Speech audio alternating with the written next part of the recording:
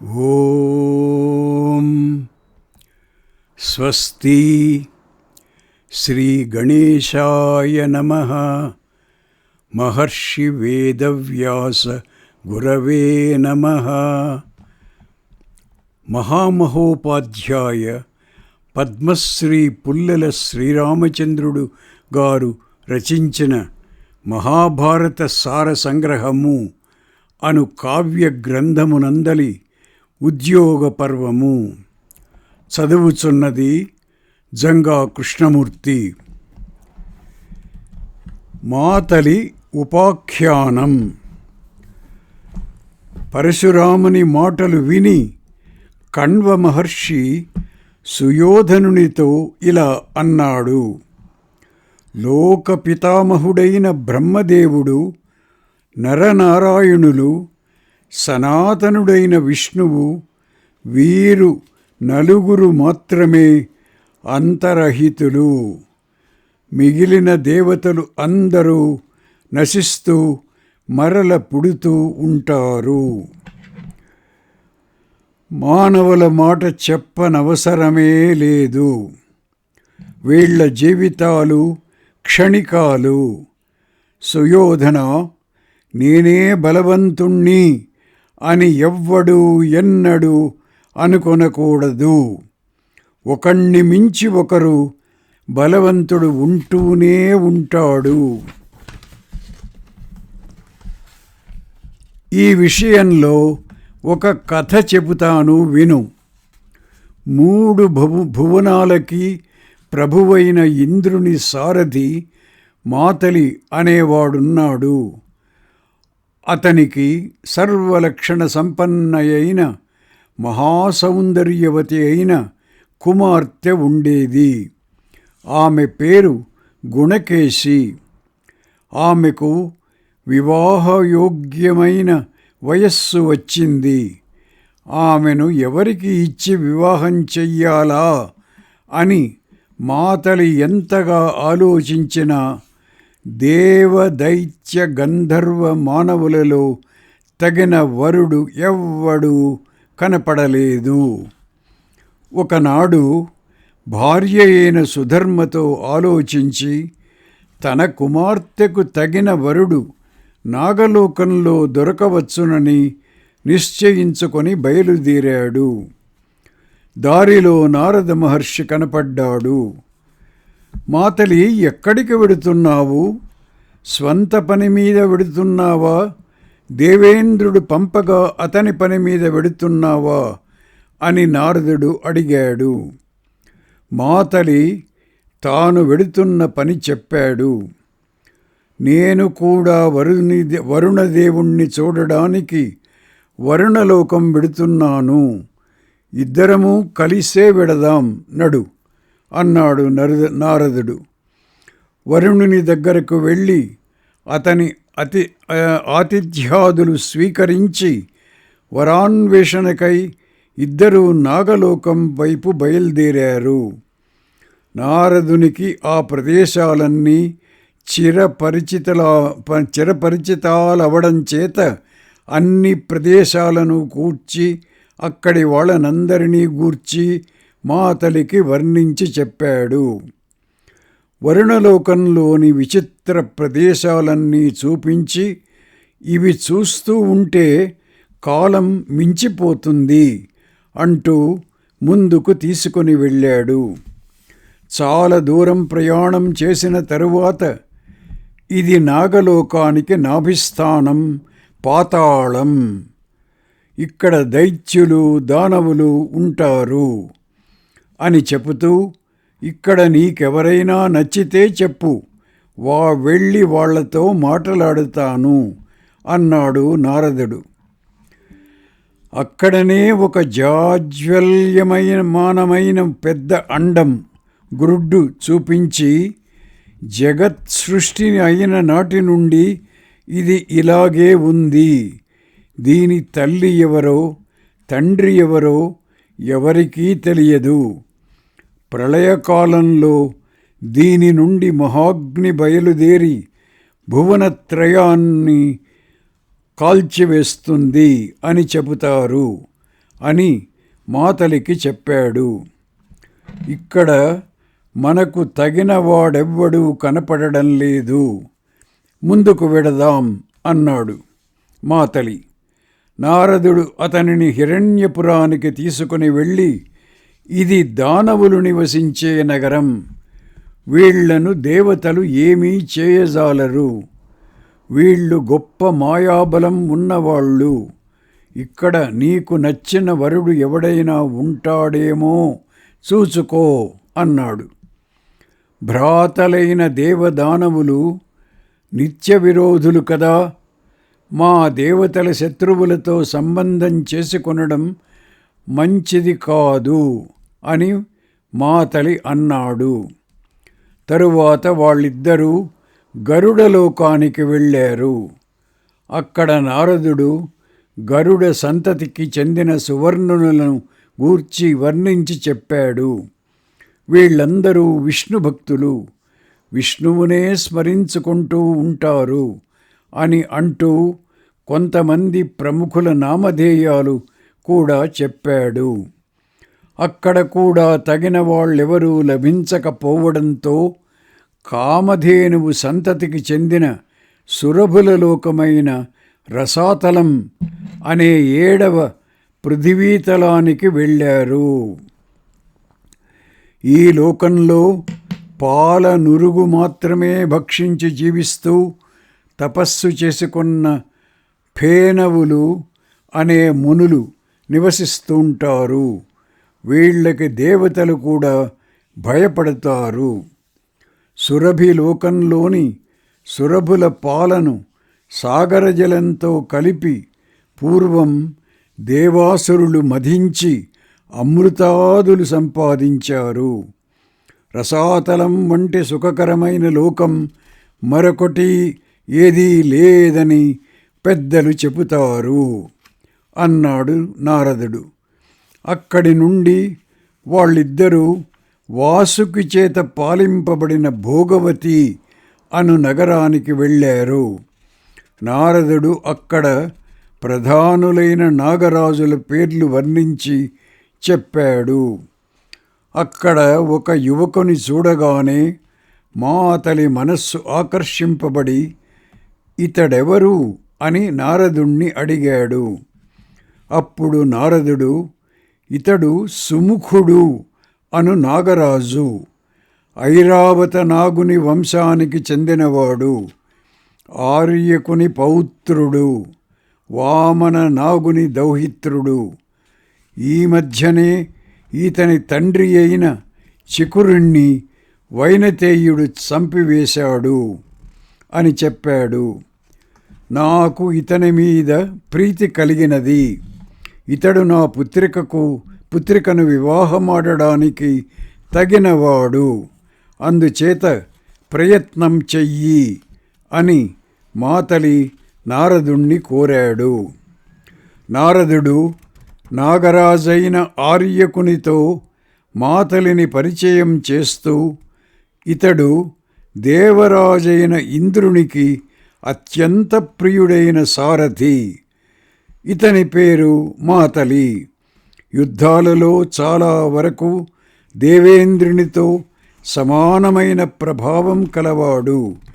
దేవాసుర యుద్ధాలు జరిగినప్పుడు 1000 అశ్వాలు కట్టిన జైత్రరథాన్ని మనస్సు చేతనే నడిపేవాడు.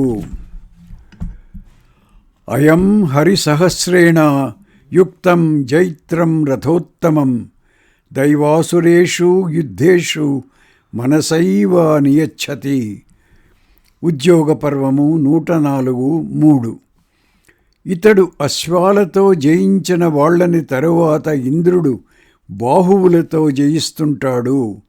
ముందు ఇతడు కొట్టిన తరువాతనే అలా కొట్టబడిన వాళ్ళని ఇంద్రుడు కొడతాడు. అనేన విజితాన స్వైర్యోద్యోర్భ్యాం జయతి వాసవః అనేన బలభిత్ పూర్వం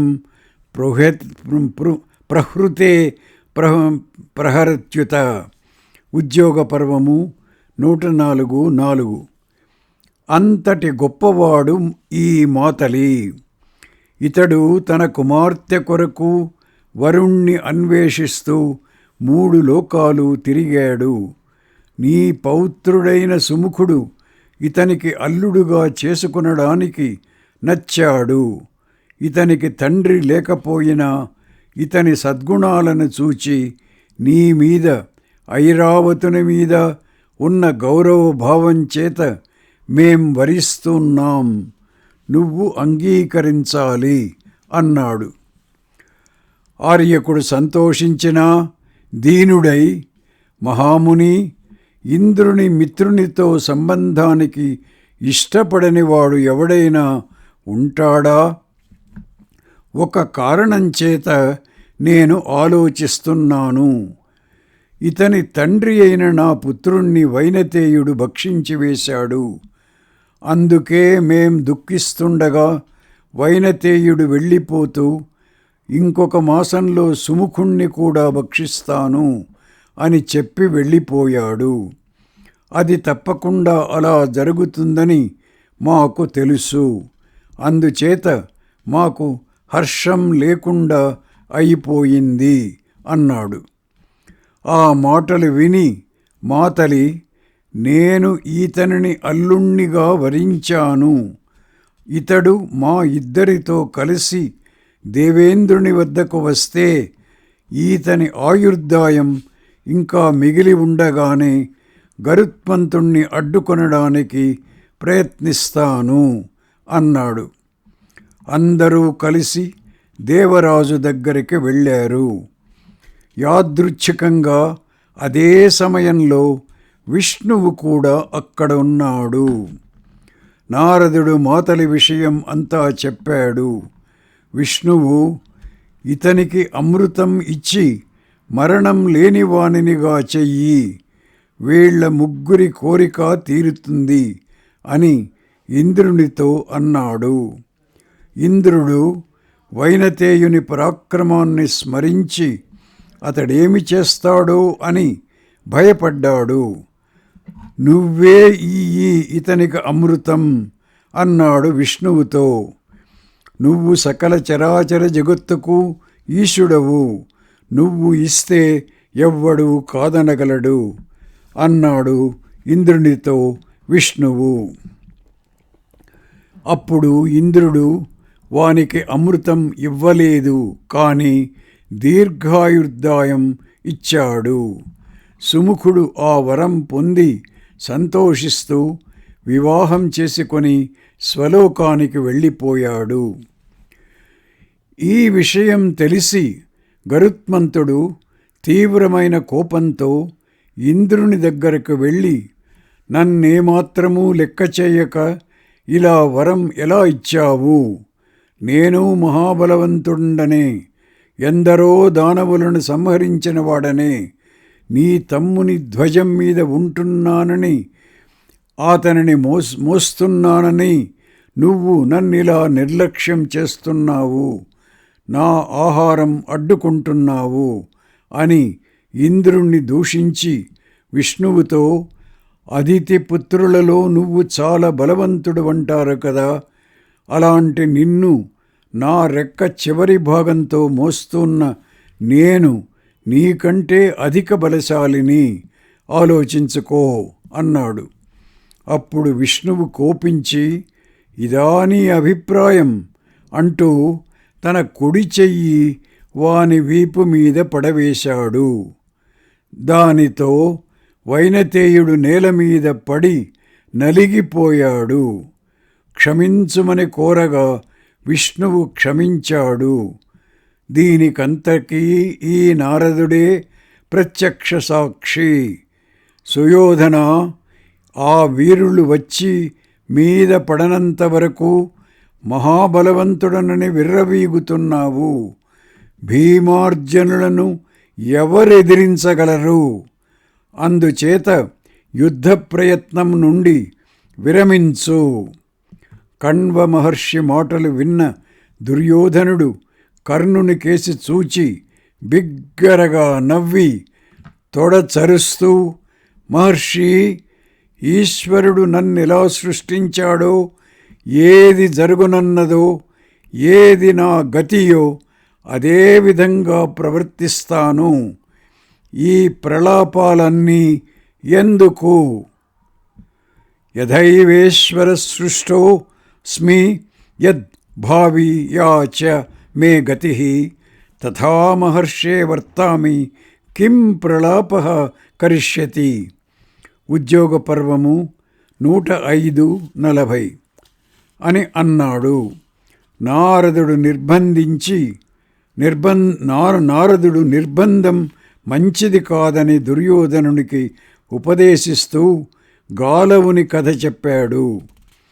విశ్వామిత్రుడు తీవ్రమైన తపస్సు చేస్తుండగా ధర్మదేవుడు అనగా ధర్మదేవత అతనిని పరీక్షించడానికై సప్తర్షులలో ఒకడైన వశిష్ఠుని రూపంలో వెళ్ళి, నేను ఆకలితో బాధపడుతున్నాను, ఆహారం ఏదైనా పెట్టు అని విశ్వామిత్రుణ్ణి కోరాడు.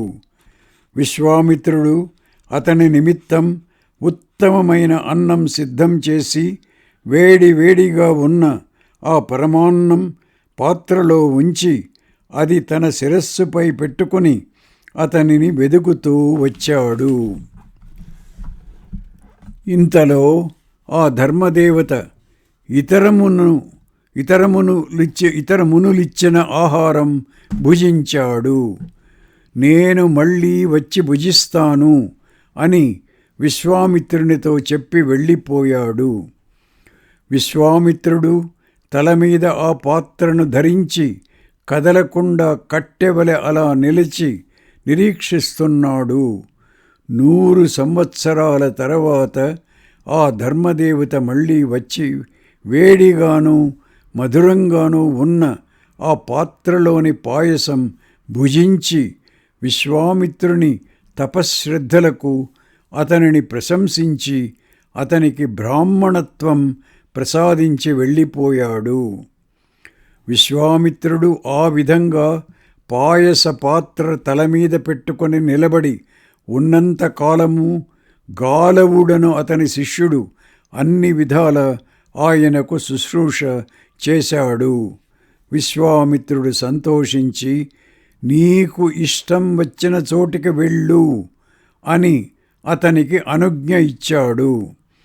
గురుదక్షిణ ఇచ్చి కానీ వెళ్ళకూడదు కదా, ఏమి గురుదక్షిణగా ఇవ్వవలెనో ఆజ్ఞాపించుము అని గాలవుడు గురువును ప్రార్థించాడు. ఏమీ ఇవ్వనవసరం లేదు అని గురువు ఎంత చెప్పినా వినక అతడు నిర్బంధించాడు.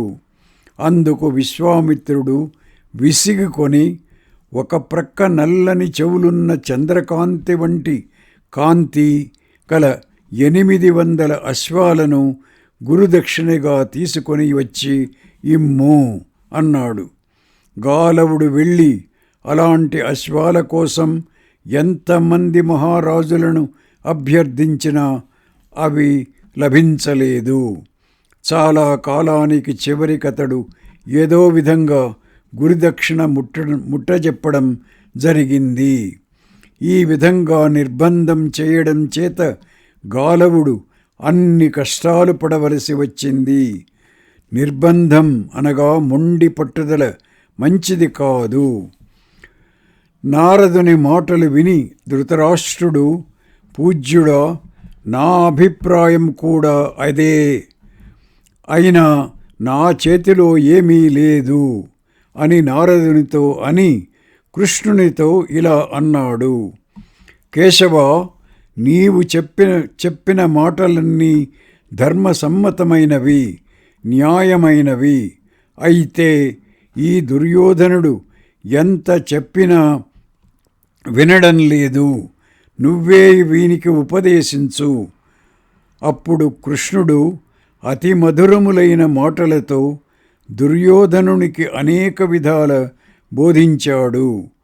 మేం చెప్పిన మాట వినకపోతే పశ్చాత్తాపం చెందవలసి వస్తుంది. ఈ కురువంశ నాశానికి నీవు కారణమయ్యావని అపకీర్తి తెచ్చుకొనకు.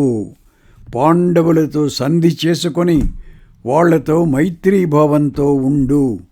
వాళ్ళు నీ తండ్రిని మహారాజును చేసి నిన్ను యువరాజును చేస్తారు. త్వామేవ స్థాపయిష్యంతి యౌవరాజ్యే మహారథాః మహారాజ్యే అపి పితరం ధృతరాష్ట్రం జనేశ్వరం. ఉద్యోగ పర్వము 124:60. వస్తూ ఉన్న లక్ష్మిని అవమానించకు అన్నాడు. భీష్మద్రోణులు కూడా అనేక విధాల బోధించారు. విదురుడు మాట్లాడుతూ, దుర్యోధన, నాకు నిన్ను గూర్చి ఏమీ విచారం లేదు. ముసలివాళ్లైన నీ తల్లిదండ్రులను గూర్చి మాత్రమే నా విచారం. అంతా కుల వినాశానికి కారణభూతుడవైన నీ వంటి కుపుత్రుణ్ణి కన్నందుకు ఫలితంగా వీళ్ళు అందరూ నశించగా సర్వస్వము కోల్పోయి రెక్కలు తెగిన పక్షుల వలె భిక్షుకుల వలె తిరగవలసి వస్తుంది కదా అనేదే నాకు విచారం. దుర్యోధన న శోచామి త్వాం అహం భరతర్షభ ఇమౌ తు వృద్ధౌ శోచామి గాంధారీం పితరం చ తే యౌవనాధౌ చరిష్యతే త్వయా నాథేన దుహృత హతమిత్రౌ హతామాత్యౌ లూనపక్షా వివాండజౌ భిక్షుకౌ విచరిష్యేతే శోచంతౌ పృథివీమిమాం కులఘ్నమీదృశం పాపం జనయిత్వా కుపూరుషం. ఉద్యోగ పర్వము 125, 19, 21 అని పరుషమైన మాటలతో నిందించాడు. దుర్యోధనుడు కృష్ణునికి సమాధానం చెబుతూ, కృష్ణ, నువ్వు పాండవులను పల్లెత్తు మాటైనా అనకుండా కేవలం నన్ను మాత్రమే ఎందుకు తప్పుపడుతున్నావో నాకు అర్థం కావడం లేదు. భీష్మ ద్రోణ విదురులు నా తండ్రి కూడా నన్నే దూషిస్తున్నారు.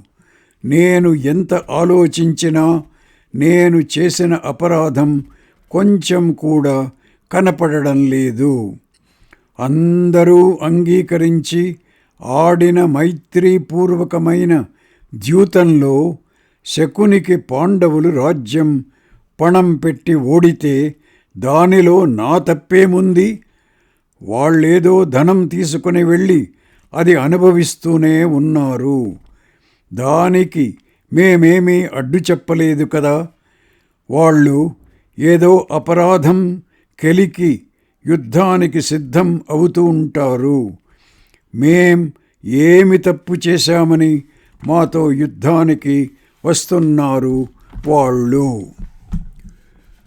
మేం భయపడి దేవేంద్రునికి కూడా వంగి నమస్కరించేవాళ్లం కాము. యుద్ధంలో మరణిస్తే అది స్వర్గహేతువే అవుతుంది. యుద్ధంలో శరతల్పం మీద మరణించడానికి సిద్ధంగా ఉన్నాం. పూర్వం మా తండ్రి వాళ్ళకి కొంత రాజ్యభాగం ఏదో పొరబాటున ఇచ్చాడు. నేను చిన్నవాడనై ఉండగా జరిగిన పని అది. నేను బ్రతికి ఉండగా వాళ్ళు ఆ రాజ్యభాగం మళ్ళీ పొందే ప్రశ్నయే లేదు. సూది మొనమోపినంత నేల కూడా పాండవులకు ఇవ్వము అని నిష్కర్షగా అన్నాడు.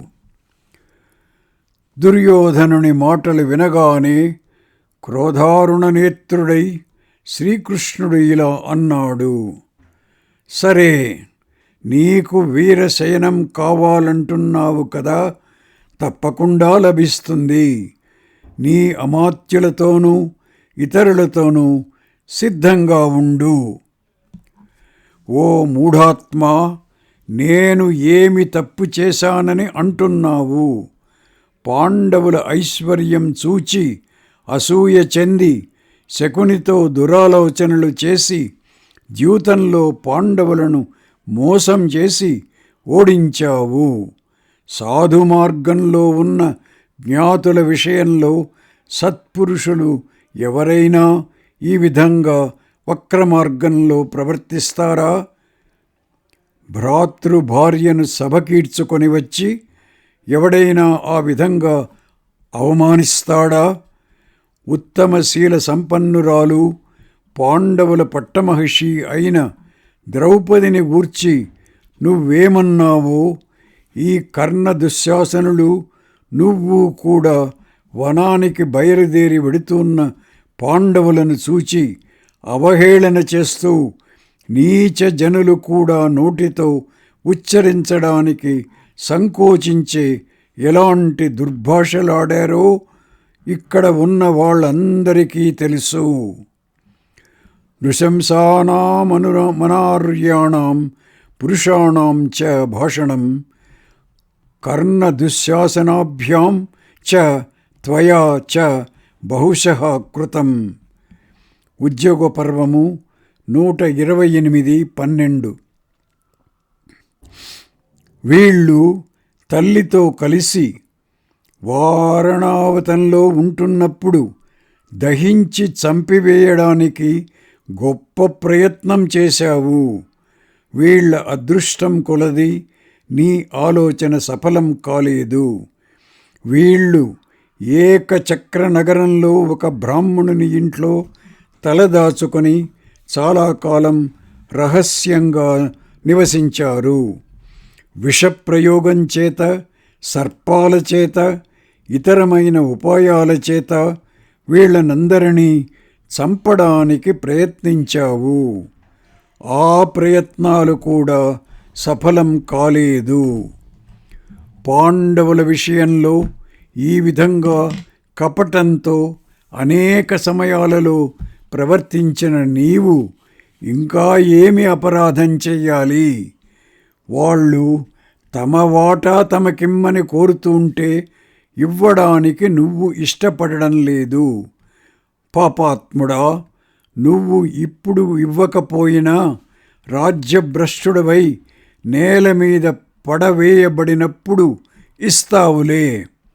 పాండవులకు ఇన్ని అపకారాలు చేసి ఇప్పుడు నేనేమి తప్పు చేశాను అంటున్నావు?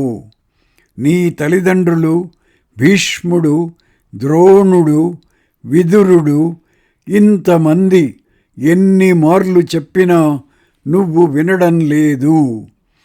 మంచి హృదయంతో ఉపదేశించిన వాళ్ళ మాటలను వినకుండా అధర్మము, అకీర్తికరము అయిన మార్గంలో వెడుతున్నావు. నీకు సుఖం లభించదు. కృష్ణుడు ఇలా అంటూ ఉండగానే దుశ్శాసనుడు దుర్యోధనునితో, నువ్వు ఈ సంధికి అంగీకరించకపోతే నిన్ను, నన్ను, కర్ణుణ్ణి బంధించి భీష్ముడు, ద్రోణుడు, నీ తండ్రి పాండవులకు అప్పచెపుతారట అన్నాడు. ఆ మాట వినగానే దుర్యోధనుడు అక్కడనున్న భీష్మాదులు ఏమనుకుంటారో అని కూడా ఆలోచించకుండా వాళ్ళనందరినీ అవమానిస్తూ లేచి సభ నుంచి వెళ్ళిపోయాడు. వాని సోదరులు, అమాత్యులు, ఇతర రాజులు కూడా వాని వెనుక బయలుదేరారు.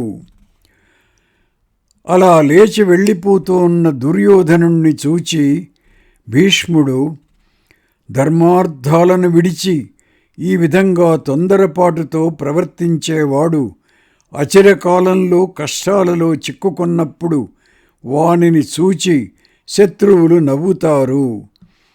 కృష్ణ, దురహంకారి అయిన ఈ రాజపుత్రుడు క్రోధ లోభాలకు వశుడైపోయి సరి అయిన మార్గం అనుసరించడం లేదు. క్షత్రియ జాతికి కాలం మూడినట్లున్నది. వీళ్ళందరూ వాని వెనుకనే వెళ్ళిపోతున్నారు అన్నాడు. అప్పుడు కృష్ణుడు ఇలా అన్నాడు, ఇతడు ఈ విధంగా కట్టుబాట్లు అన్నీ త్రెంచి ప్రవర్తిస్తుంటే వీనిని నియమించకుండా చూస్తూ కూర్చున్న కురువృద్ధులదే ఈ తప్పంతా. తండ్రిని చెరబట్టి రాజ్యం ఏలుతున్న దుష్టుడైన కంసుణ్ణి ఒకనిని వధించి యాదవులందరూ సుఖంగా ఉన్నారు. పూర్వం మాటి మాటికి దేవతలను బాధిస్తున్న దానవులను సముద్రమధ్యం నుంచి బయటకు రాకుండా చేయమని ప్రజాపతి వరుణుణ్ణి ఆదేశించాడట. నాటి నుండి వాళ్ళ ఉపద్రవం ఏదీ లేకుండా లోకాలన్నీ సుఖంగా ఉన్నాయి. అదేవిధంగా మీ కులపెద్దలందరూ కలిసి ఈ దుర్యోధనుణ్ణి, కర్ణుణ్ణి, శకునిని, దుశ్శాసనుణ్ణి బంధించి పాండవులకు అప్పజెపితే అందరూ సుఖంగా ఉండవచ్చు. కృష్ణుని మాటలు వినగానే ధృతరాష్ట్రుడు విదురునితో, నాయనా, నువ్వు వెంటనే వెళ్ళి గాంధారిని తీసుకొని రా. ఆమె చెబితే వినైనా వింటాడేమో ఈ దుర్మతి అన్నాడు. విదురుడు గాంధారిని తీసుకొని వచ్చాడు. గాంధారి, నీ కుమారుడు పెద్దల మాటలు వినక ఐశ్వర్యం మీద ఉండే దురాశ చేత ఐశ్వర్యాన్ని, ప్రాణాలను విడిచే స్థితిలో ఉన్నాడు. ఆ మూఢుడు శిష్ట మర్యాదను అతిక్రమించి సభ నుండి లేచిపోయాడు. నువ్వేనా చెప్పు అన్నాడు ధృతరాష్ట్రుడు. రాజా, రాజ్యకాముడైన వానిని రప్పించు. ధర్మార్థాలకు లోపం కలిగించే శిష్టుడు కానివాడు రాజ్యం పొందడమే కష్టం. అయినా కూడా అన్ని విధాల వినయ విహీనుడైన ఇతడు ఎలాగో రాజ్యం పొందాడు. రాజా, ఈ విషయంలో నిన్నే నిందించాలి. ఎందువలననగా పుత్రమోహం చేత నువ్వే అతడు ఎలా చెబితే అలా చేస్తూ ఇతడు పాపస్వభావం కలవాడని తెలిసి కూడా ఇతడి ఈ స్థితికి వచ్చేటట్లు చేశావు. రాజై ఉండి ఎవరైనా తన వాళ్ళు ఇలా కలహించుకుంటుంటే ఉపేక్షిస్తాడా? నిన్ను చూచి శత్రువులు నవ్వుకుంటుంటారు అంది గాంధారి. విదురుడు వెళ్ళి దుర్యోధనుణ్ణి మళ్ళీ సభకు తీసుకొని వచ్చాడు. గాంధారి అతనిని పరుషమైన వాక్యాలతో నిందిస్తూ, ఇలా ఇంద్రియ నిగ్రహం లేకుండా స్వేచ్ఛగా ప్రవర్తించేవాడు అభివృద్ధి పొందజాలడు అంది. కృష్ణుడు రెండు పక్షాల క్షేమం కోరినవాడు. అతడు చెప్పినట్లు చెయ్యి. తన అభివృద్ధిని కోరి ఉపదేశించే బుద్ధిమంతులైన మిత్రుల మాటలు వినని వాడు శత్రువులకు ఆనందకరుడవుతాడు. సుహృదామర్థకామానాం యో నా తిష్టతి శాసనే ప్రాజ్ఞానాం కృతవిద్యానాం స నరః శత్రునందనః. ఉద్యోగ పర్వము 129:32. యుద్ధం మంచిది కాదు, దానిలో ధర్మార్థాలు లేవు. సుఖం ఎలా ఉంటుంది? యుద్ధంలో విజయం తప్పక లభిస్తుందనే నమ్మకం కూడా లేదు. అందుచేత యుద్ధం చెయ్యాలనే ఆలోచన మానుకో. పాండవులు, వారి పక్షానికి చెందిన ధృష్టద్యుమ్నాదులు విజృంభిస్తే ఎవరు ఎదుర్కొనగలరు? కర్ణుడు, నీ సోదరుడైన దుశ్శాసనుడు కోపస్వభావం కలవారు. వాళ్ళు నీకేమీ సహాయం చేయజాలరు.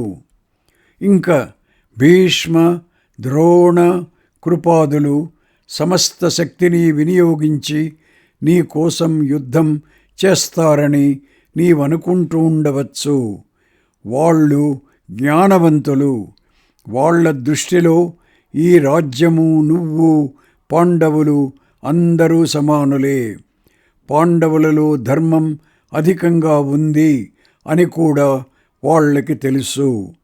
నీ ఉప్పు తింటూ ఉన్నందుకు వాళ్ళు యుద్ధంలో ప్రాణాలు విడిచిపెడితే విడిచిపెట్టవచ్చు, కానీ ధర్మరాజు ముఖంలోనికి కళ్ళతో చూడజాలరు. అందుచేత దురాశ విడిచి శాంతి మార్గాన్ని సేవించు.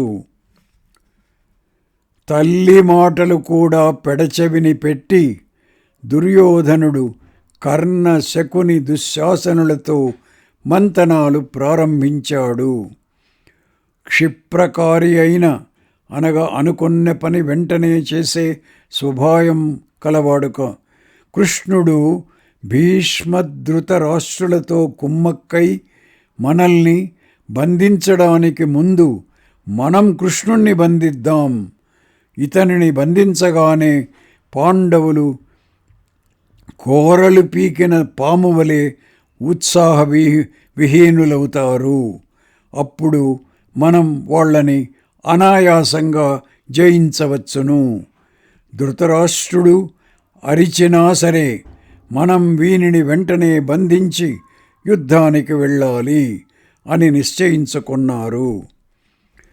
ఇంగితజ్ఞుడైన అనగా ఇతరుల ముఖ వర్ణ చేష్టాదులను బట్టి వాళ్ళ అభిప్రాయం గ్రహించే శక్తి గల మహాబుద్ధిశాలి అయిన సాత్యకి వీళ్ల ఆలోచనలను కనిపెట్టి కృతవర్మతో వెంటనే సైన్యం సన్నద్ధం చేసి నువ్వు యుద్ధ సన్నద్ధుడవై సభాద్వారం దగ్గర ఉండు, నేను లోపలికి వెళ్ళి కృష్ణునికి ఈ విషయం చెబుతాను అని అతనిని హెచ్చరించి లోనికి వెళ్ళి ఆ విషయం ముందుగా కృష్ణునికి, తరువాత ధృతరాష్ట్రునికి, విదురునికి తెలిపాడు.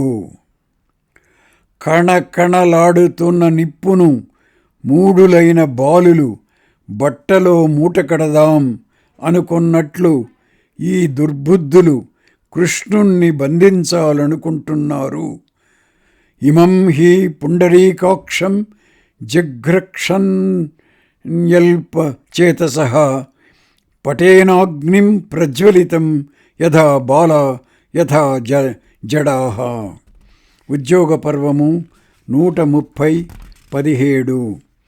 విదురుడు ధృతరాష్ట్రునితో నీ పుత్రులకు కాలం మూడింది, కృష్ణుణ్ణి బంధించాలనుకుంటున్నారట. వీళ్ళందరినీ అతడు ఒక్కడే సంహరించగలడు. అతనిని ఏమి చేసినా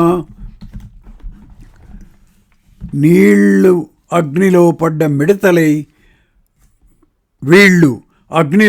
మిడతలైపోతారు. అయితే ధర్మాత్ముడైన కృష్ణుడు ఇప్పుడు ఇక్కడ ఆ పని చెయ్యడు అన్నాడు.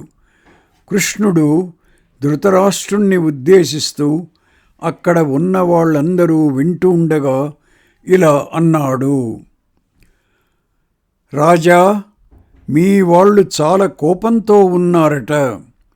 వాళ్ళు నన్ను బంధిస్తారో నేను వాళ్లను బంధిస్తానో ముందుగా నీ అనుమతి కోరుతున్నాను. వీళ్ళు పాండవుల సంపదలను ఆశిస్తూ తమ సంపదలే పోగొట్టుకోనున్నారు. వీళ్ళనందరినీ నేను ఒక్కడనే సంహరించగలను. అదే వీళ్ళ అభిమతమైతే పాండవులు కృతకృత్యులైనట్లే. వీళ్ళని వీళ్ళ సహాయులందరినీ బంధించి నేను పాండవులకు అప్పగిస్తే తప్పు ఏమీ లేదు. అయితే మహారాజా, నీ సన్నిధిలో అలాంటి చెడ్డ పని చెయ్యను. నీ కుమారులు ఏమి చేయదలుచుకున్నారో అది చేయమనుము. నీ కుమారులు అందరికీ కూడా అనుమతి ఇస్తున్నాను. ఈ మాట విన్న ధృతరాష్ట్రుడు విదురునితో వెంటనే వాళ్ళందరినీ లోపలికి తీసుకొని రా అన్నాడు. ఇష్టం లేకపోయినా అందరూ మళ్ళీ సభలోనికి వచ్చారు.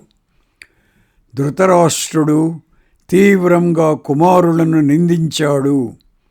విదురుడు దుర్యోధనునికి కృష్ణుని చేతిలో మరణించిన మహావీరుల పేర్లు చెబుతూ, కృష్ణునికి ఏమాత్రం కీడు తలపెట్టినా నీవు సమూలంగా నశించిపోతావు అన్నాడు. కృష్ణుడు విశ్వరూపం చూపుట. కృష్ణుడు దుర్యోధనునితో, ఓ దుర్బుద్ధి, నేనొక్కడనే ఉన్నాననుకున్నావు కాబోలు, నన్ను బంధించాలనుకుంటున్నావు. పాండవులు, యాదవులు, ఆదిత్యులు, రుద్రులు, వసువులు, మహర్షులు, ఇంకా ఎంతోమంది ఇక్కడనే ఉన్నారు చూడు అని అంటూ అట్టహాసం చేశాడు.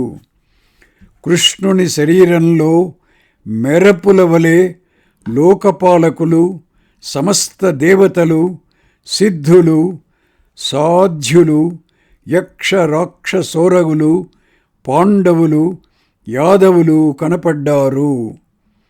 నేత్రాల నుండి, నాసిక రంధ్రాల నుండి, చెవుల నుండి అగ్ని జ్వాలలు బయలుదేరాయి. భయంకరమైన ఆ రూపం చూడగానే ద్రోణ, భీష్మ, విదుర, సంజయులు, ఋషులు తప్ప మిగిలిన సభ్యులందరూ కళ్ళు మూసుకొన్నారు. జనార్దనుడు దివ్య దృష్టి ఇవ్వడం చేత అక్కడి వాళ్ళు అందరూ ఆ విశ్వరూపం చూడగలిగారు. ధృతరాష్ట్రుడు, పుండరీకాక్ష, జగత్తుకు హితం చేసేవాడవు నీవే అనుగ్రహించాలి అని ప్రార్థిస్తూ, కృష్ణ, నాకు నిన్ను మాత్రమే చూడాలని ఉంది, మరెవరినీ చూడడం నాకు ఇష్టం లేదు, నా చూపును ఉపసంహరించు అన్నాడు. భగవన్ మమ నేత్రాణామంతర్ధానం వృణే పునః భవంతం ద్రష్టుమిచ్చామి నాణ్యం ద్రష్టుం మహోత్సహే. ఉద్యోగ పర్వం 131:18. తరువాత కృష్ణుడు తన విశ్వరూపాన్ని ఉపసంహరించి ఋషుల అనుజ్ఞ పొంది సాత్యకి, కృతవర్మల భుజాల మీద చేతులు వేసి నడుస్తూ బయటకు వచ్చాడు. కృష్ణుడు రథం దగ్గర ఉండగా ధృతరాష్ట్రుడు, జనార్దన, నాకు పుత్రుల విషయంలో ఏ మాత్రం అధికారం ఉన్నదో చూచావు కదా, కురువంశీయుల మధ్య శాంతిని కోరుతున్న నేనున్న ఈ పరిస్థితి నీకు తెలిసినదే కాన నా విషయంలో ఏమాత్రము శంకించకము. పాండవుల విషయంలో నాకేమాత్రము పాపబుద్ధి లేదు అన్నాడు. కృష్ణుడు ద్రోణ, భీష్మ, విదుర, శకుని, కృపాచార్యులతో, కౌరవ సభలో ఏమి జరిగిందో మీరందరూ ప్రత్యక్షంగా చూచారు కదా. ఆ మూఢుడు శిష్టత్వం లేకుండా కోపంతో ఎగిరి పడుతున్నాడు.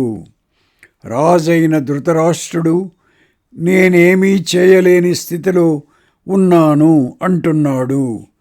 నేను యుధిష్ఠిరుని దగ్గరకు వెడతాను అని అంటూ బయలుదేరాడు. అతని వెనక భీష్మాదులు కూడా వెళ్ళారు. ఓం తత్సత్.